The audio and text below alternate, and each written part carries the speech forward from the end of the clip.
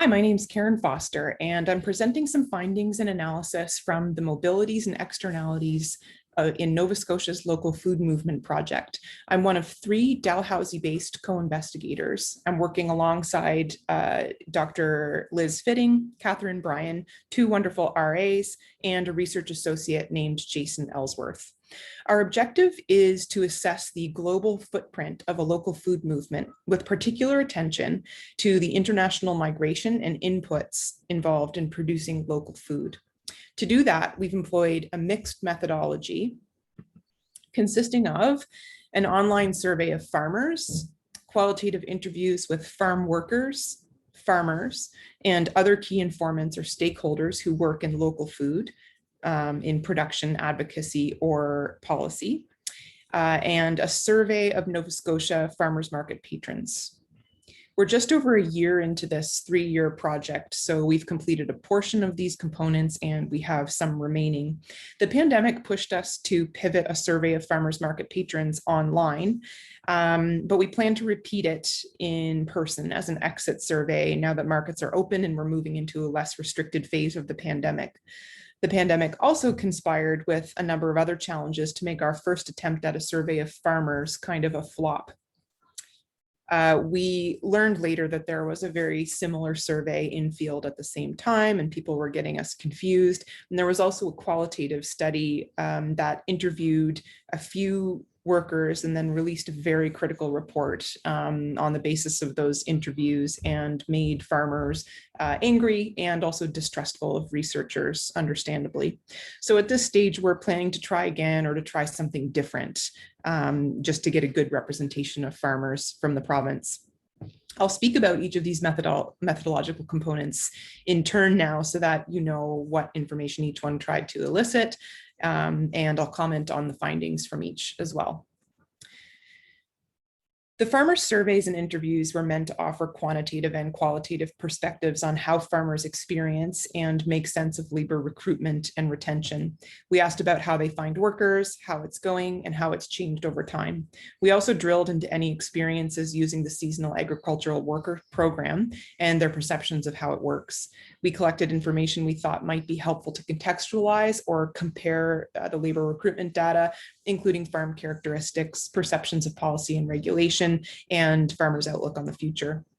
I should contextualize some of these findings with background information on Nova Scotia agriculture and food.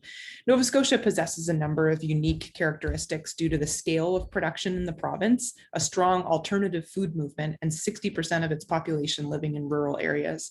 For instance, Nova Scotia was a destination for countercultural back to the landers in the 1970s, and trends toward monocultural crop production and agribusiness conglomeration appear less pronounced in Nova Scotia.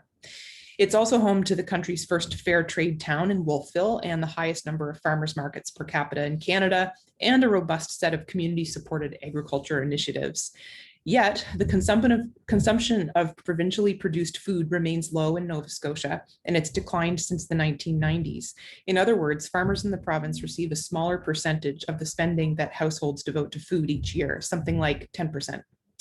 Regional vegetable and fruit canneries, poultry and pork processing plants have closed across the province. And like in many places, large supermarket chains tend to source the cheapest products nationally and internationally. Our farm survey revealed a few further findings about the local food production which fit with this larger context. First, there are a lot of non-local inputs that go into producing local food. Only just under a quarter of surveyed farms said they used mostly or all locally sourced inputs, such as feeds, fertilizers, and so on, in their process. And this is not for lack of trying. It's about the availability of such products locally. We know from speaking with industry stakeholders that this is an issue that goes all the way down the chain, sometimes because of availability and sometimes because of regulations. A second finding, more in focus in this presentation, is that farmers have difficulty recruiting and retaining local workers, and they attribute this to a lack of the right skills and attitudes in the local workforce. They said in the survey that they need, above all else, hard workers, people who will be committed to doing difficult physical labor. More specific skills were not as commonly mentioned as simply having the right attitude and work ethic.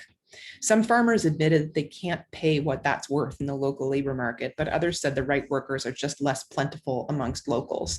You can see some quotations to this effect on the slide. In the survey and interviews, farmers told us that they believe themselves to be part of a crucially important local food system, but that local people will not or cannot do farm work, and that migrant workers work harder. Farmers told us that locals will not apply for jobs because farming isn't perceived as a respectable career. And even when they do apply, they quit because the work is too hard. And yet statistically, we do know that the province has the lowest voluntary turnover rate in the country. Nevertheless, farmers seem to feel like their food is respected, but their work is not. We conducted fewer interviews with other kinds of stakeholders in the food system, asking them about their perceptions of local food in Nova Scotia, high-level questions about the past, present, and future of local food production, distribution, and consumption, including attention to the seasonal agricultural worker program and labor in general. The kinds of people we interviewed included food activists, nonprofits, settlement service workers, sectoral stakeholders, and associations, among others. The diversity of stakeholders yielded a diversity of perspectives, not surprisingly. We're still piecing together the findings, but building health and safety regulations stand out as making it difficult to use local inputs and difficult to have a small farm that stays small and sticks to its values. And a lack of clear pathways for permanent residents make it hard to recruit, support, and retain migrant workers. We interviewed farm workers from Mexico and Jamaica, and some of whom have 14 years of experience coming to the province seasonally. It's worth noting here that Nova Scotia had the fastest increase in farm reliance on the seasonal agricultural worker program in recent years, with the number employed roughly tripling since 2008. Our interviews revealed, interestingly, the momentous effort, resources, time, and so on that go in to managing and safeguarding small-scale agricultural production in the worker sites of origin. That is, the workers who come to Nova Scotia to prop up our farms are simultaneously trying to keep small-scale farming afloat back home. This effort is on top of the huge sacrifice of time with children, spouses, parents, and other significant relationships, and the burden of responsibility for making arrangements for their care. We're thinking about these systems as modified care chains, where part of the care is directed toward the land in both sites, in addition to the social reproduction of families, community, and society. My co-researchers, Catherine Bryan and Liz Fitting, have developed the idea further in a presentation for Casca. Finally, we surveyed farm market consumers about their shopping habits in general, their reasons for shopping at farmers markets, what they buy there, how much of their food is sourced from farmers markets and CSA shares, and how knowledgeable they are about the local food system. Our survey of consumers revealed that people support farmers markets and doubled down on that support during COVID because they believe it's important to, quote, support local, meaning local farms. Other values factor in, such as a belief that local food is healthier and fresher, a commitment to reducing environmental impacts by buying food that isn't shipped around the world, and a desire to see and meet the people who grow one's food. In line with previous research, the sociality of the market was important to people and made its inconveniences worth it. But beyond this, respondents indicated that they didn't know very much about working conditions on farms or who works on them. Workers and labor were very far down the list of concerns when they emerged at all. So interviews with workers and farmers revealed that food production in Nova Scotia depends a great deal on the growing number of workers who are migrants who work seasonally in the province, both in the food production and processing sectors, cycling between them and their countries of origin.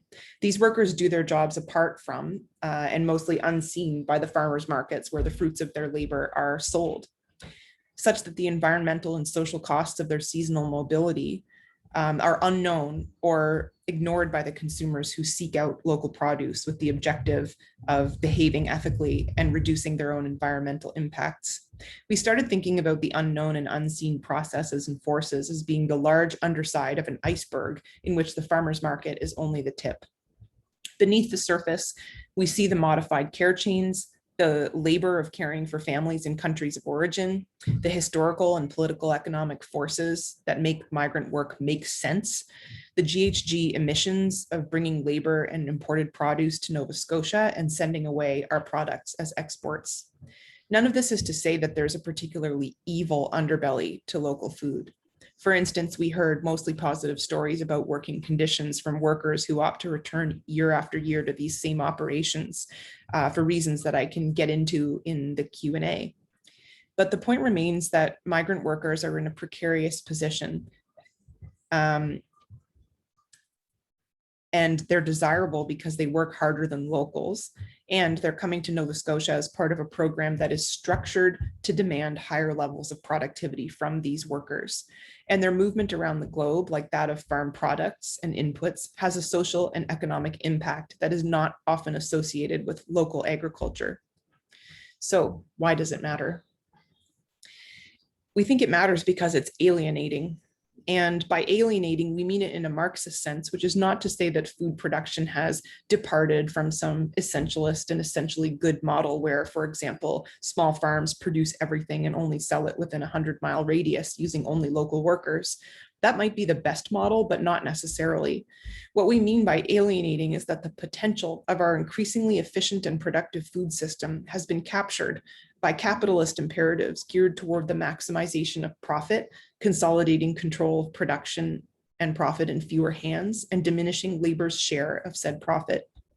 Drawing on a recent article by Overseen, we understand the result to be a system that might confront us at the local level, the tip of the iceberg, but is actually anchored and animated by global forces that are far beyond the control of any farmer, farm worker, consumer, activist, or policymaker. A system from which we are alienated is a system that is beyond our control. We argue that revealing and naming the unseen, the externalities of the systems that sustain us, is crucial to changing them for the better. That there is any such thing as a local food movement with people in it who are determined to sustain it should give us hope. And we hope that as our research progresses, we can offer some critical insights to help think through the problems and potential, as well as some practical recommendations for ways that policymakers and other sector stakeholders can grease the wheels for more sustainable, equitable, transparent, and truly local food systems. Thank you very much.